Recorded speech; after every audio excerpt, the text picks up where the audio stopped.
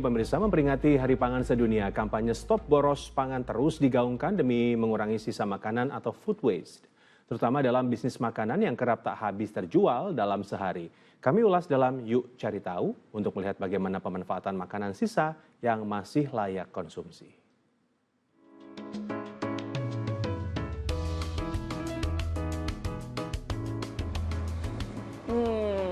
Kue-kue kayak gini kan belum tentu habis dalam sehari, tapi tanggal kadaluarsanya juga nggak lama.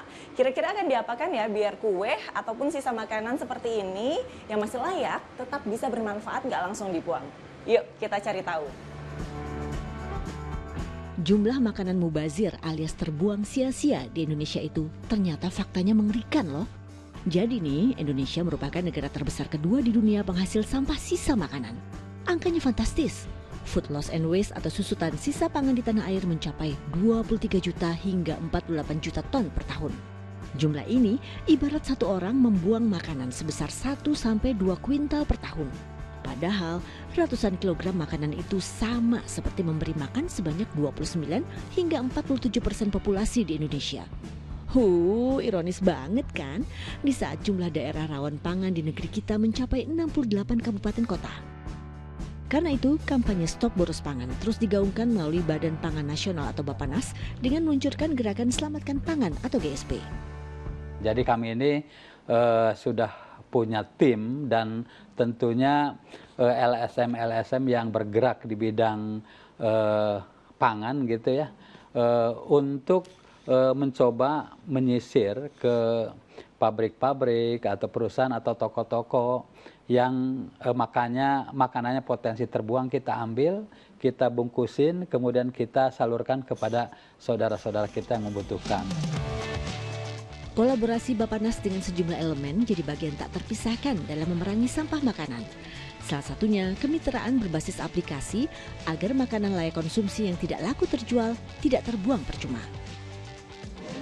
Nah, jadi aplikasi Surplus Indonesia sendiri merupakan aplikasi penjualan produk overstock berlebih dari UMKM dan HoReCa, hotel, restoran, kafe, yang memiliki produk-produk berlebih atau imperfect atau near expired gitu. Jadi sebelum mereka menjadi sampah, mereka bisa dijual gitu dan masih layak untuk dimakan.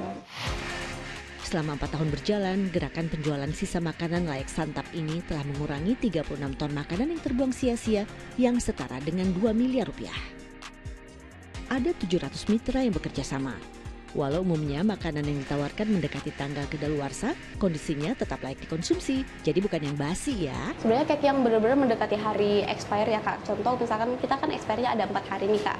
Dan ketika masuk hari kedua itu kita udah nyalakan. Itu juga untuk mengembangkan untuk produksi kita tetap tetap enak ya sebenarnya, untuk tetap juga QC tetap jalan seperti itu. Coba yuk kita pesan. Nah, seperti aplikasi pada umumnya, setelah diunduh pada ponsel, nanti akan tertera menu-menu makanan yang tidak habis terjual di toko offline. Dan pastinya harga makanan jauh lebih murah hingga 70%. Nah, ini adalah kue yang tadi saya pesan. Kalau dari kemasan memang tidak ada bedanya, tapi tadi diingatkan sama mbaknya kalau kue ini maksimal dikonsumsi 1 hari setelah pembelian.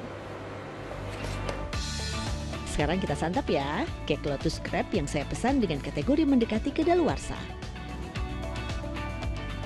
Bisa dilihat ya, warna kuenya belum berubah, belum ada aroma yang berbeda, dan rasanya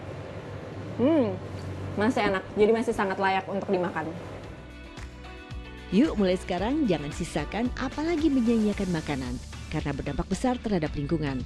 Tumpukan sampah makanan bisa menimbulkan gas metana yang berkontribusi terhadap pemanasan global. Agisa Febila, Dovianda dan Ilham Elias melaporkan dari Jakarta.